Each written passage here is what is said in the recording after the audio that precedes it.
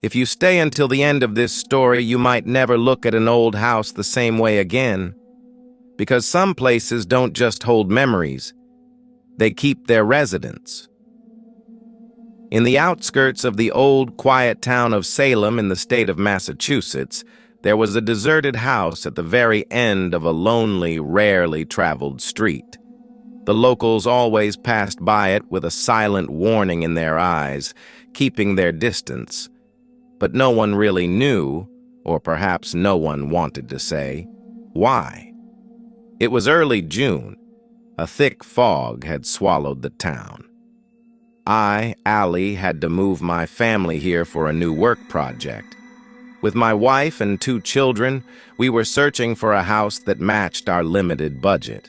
Without having the slightest idea about its past, I was drawn to its cheap rent and classic appearance and decided to rent it. In the first few days, everything seemed completely normal. Despite its age, the house felt warm and livable.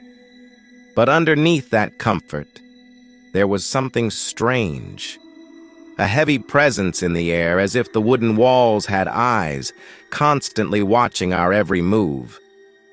A few nights later, the first spark of fear appeared. The children excitedly talked about 2 new friends they had found inside the house.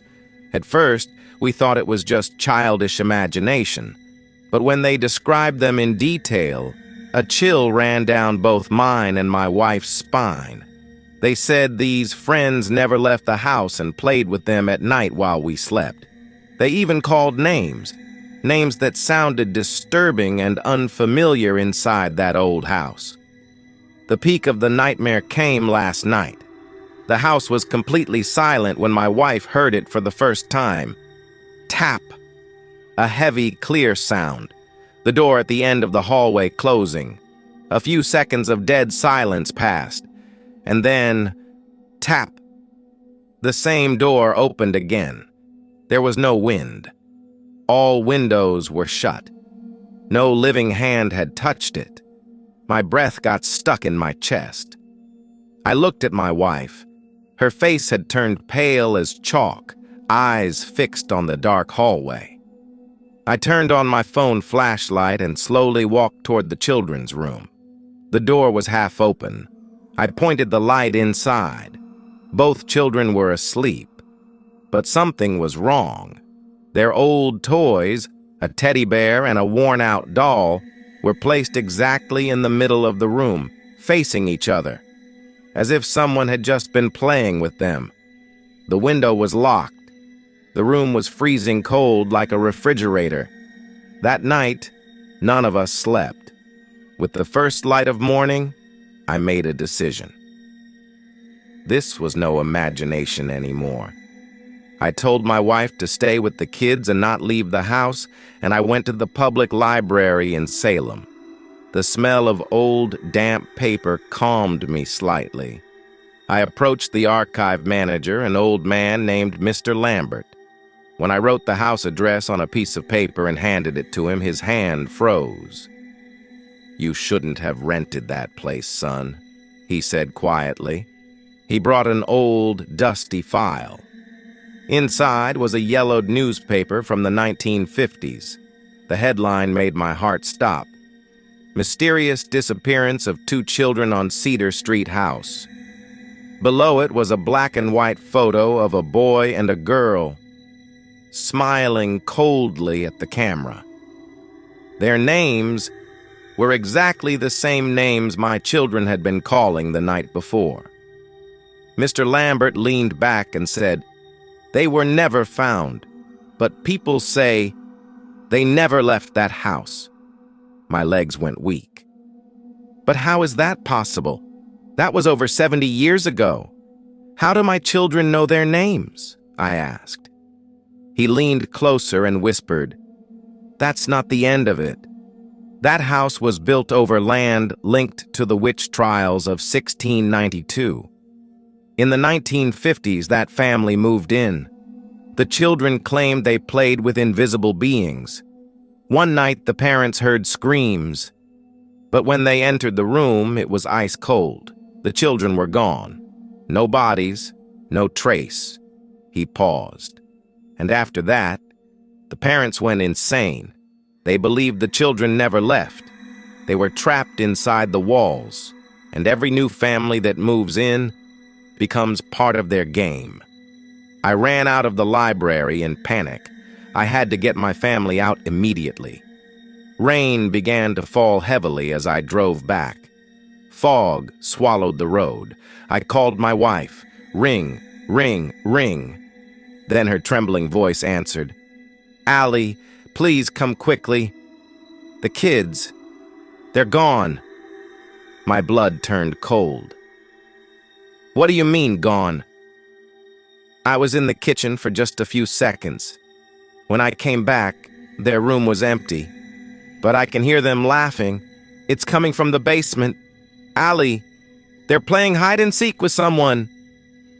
I slammed the brakes. The house door was wide open. I ran inside. My wife was on her knees, staring at the basement door. I grabbed the flashlight and went down. Each step screamed under my weight.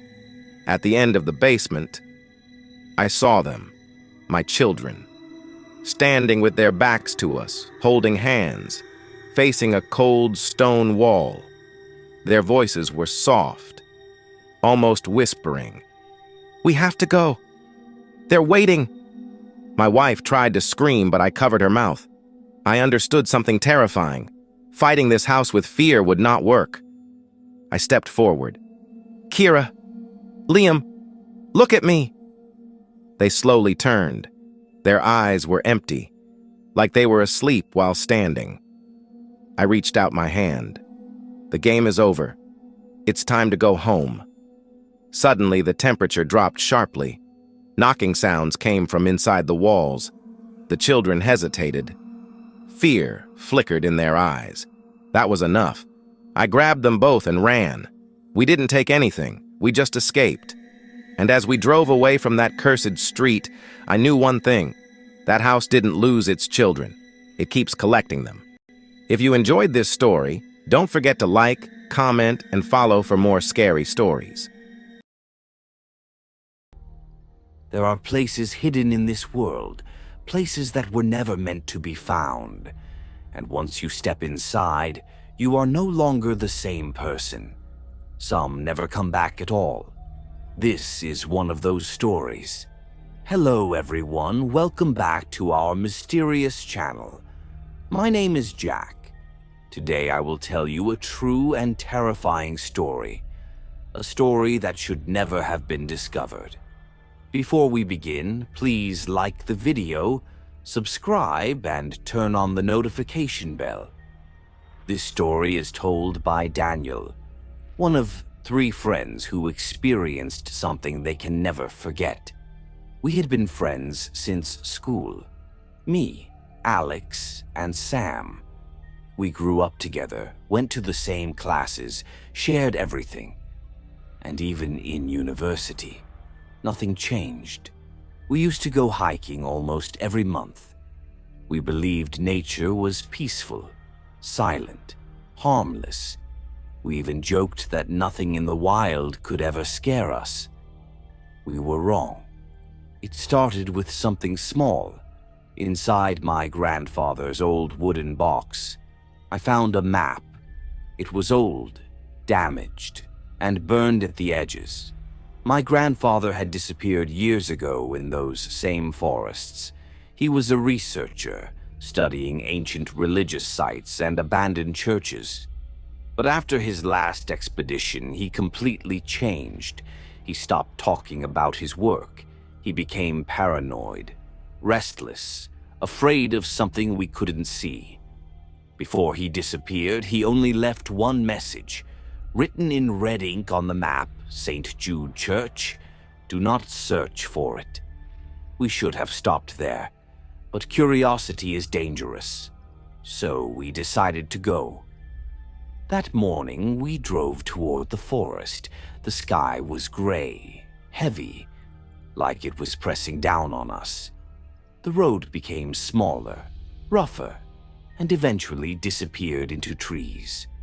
We left the car at the edge of the forest. From that moment, There was no turning back. Inside the forest, everything felt wrong. No animals, no wind, just silence. Our GPS stopped working within minutes. The compass spun uncontrollably, like it had lost reality. Sam was the first to speak. He said we should go back. He said the forest felt wrong. But Alex laughed. He said it was just old fear and imagination. So we continued. The deeper we went, the darker it became. The trees looked taller, closer, almost alive. It felt like we were being watched. After 3 hours of walking, through fog so thick we could barely see, we stopped, because in front of us, something appeared. A structure, a church.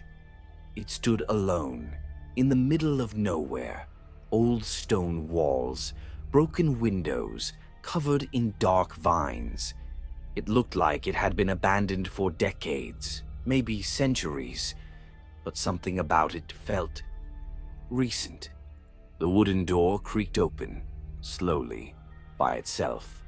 A strong smell came out, ash, rot, and sulfur. Inside, it was freezing. Alex said it was just an abandoned building, a myth, a story, but his voice didn't sound confident anymore. Then it happened. The candles, they lit up, one by one, without fire, without sound. The entire church became visible, and on the walls we saw symbols, strange carvings, and one of them looked like a book carved into stone. We found stairs going down, into the basement. The air became heavier, every step felt wrong, like we were going deeper than just a building.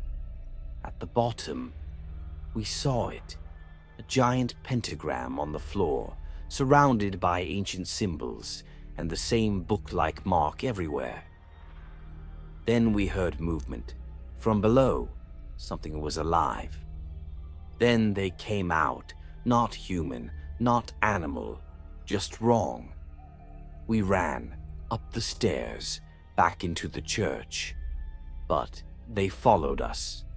Sam fell. He didn't move. He was unconscious. Alex ran to the door, but it was locked, completely sealed. I looked at the wall again, at the book symbol, and it was different now. It looked alive, like it was watching us. Then, suddenly, the door opened. We ran. We didn't look back. But when we reached the edge of the forest, Sam was not with us. He never came back. And sometimes at night, I still hear a voice from the forest, calling my name, from the church.